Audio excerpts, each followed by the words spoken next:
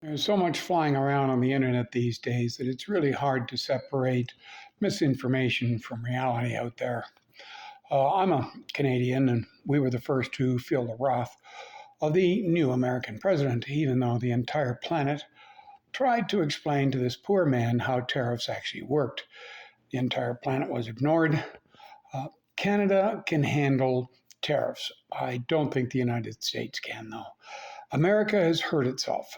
It'll take a little time for the pain to be felt. Uh, no one wants the consequences of a social economic Armageddon on anyone. I think everyone in Canada, and it looks like the rest of the world as well, knows that the Constitution of the United States is about to be suspended. Perhaps the President of the United States will be thrown under the bus along with it. Canada should not be engaged with animosity towards our dear friends to the south, although it is a part of the Canadian identity that we are not Americans. If we are very lucky, we can protect ourselves from what is happening in the States, and eventually we are going to have to lend a hand. We don't have to, they don't deserve it, but we're going to have to play the part of being mature when the time comes. Speaking of being mature, our greatest issue at this time is not the dumpster fire happening south of the border. It is the relationship between native and non-native people. Or did everyone forget that the mayhem in which we now find ourselves, that we have problems in the integrity of our governments, our courts, and our police systems?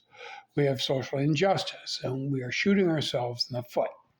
Do not let the shenanigans of the ignorant and foolish blind us to think that we have achieved perfection. As a free and sovereign nation, we have the ability to hold our government to account for its actions. Some of these actions we, the people, support. Some of them we do not. If I may be so bold, we need to change the Indian Act, or perhaps get rid of it. We have people throughout our country without access to clean drinking water, decent, locally driven education, housing, and self-determination, as well as a bunch of other stuff. Let's not be too self-righteous about this. Sure, we can look and remember Native issues as Canadians and think we are being good about it, but we are very divided on this little facet of our national identity. It is not a bad thing. What is a bad thing is a lack of dialogue. If no one listens, then no one has a voice. I'm directing my comments towards the non-native community. Can we talk about this without condemnation? Is there a platform for dialogue in Canada so that those who believe all the residential school trauma is political propaganda can talk to those of European descent who are truly traumatized by the evidence we have seen? What does it take to establish a common path of action? Where can we unite? What does it take for the truth to be revealed and for people to acknowledge it? What happens to those in denial if they do come face to face with something that contradicts their beliefs? What happens to those in support of reconciliation if their beliefs are contradicted? Can we ask and discuss the forbidden? If not, then we have a far bigger problem than First Nations issues. We're not really a country.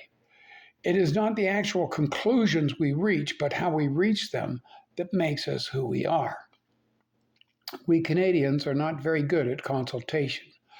Forget the Americans. As we embrace our identity and understand what it is, can we also use the opportunity to be a better people? And being a better people does not mean as we compare ourselves to others. It means as we are compared to an ideal. We are tied to the land.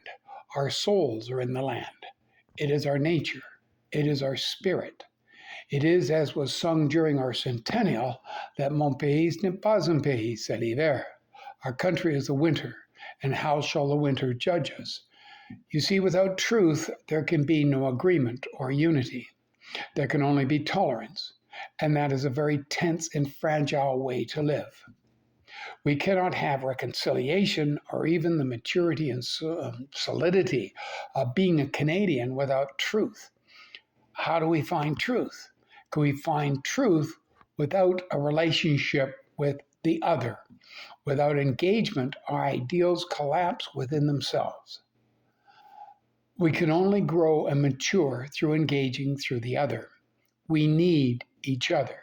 We need our diversity, and we need to embrace our unity, particularly at this moment in time. Thank you.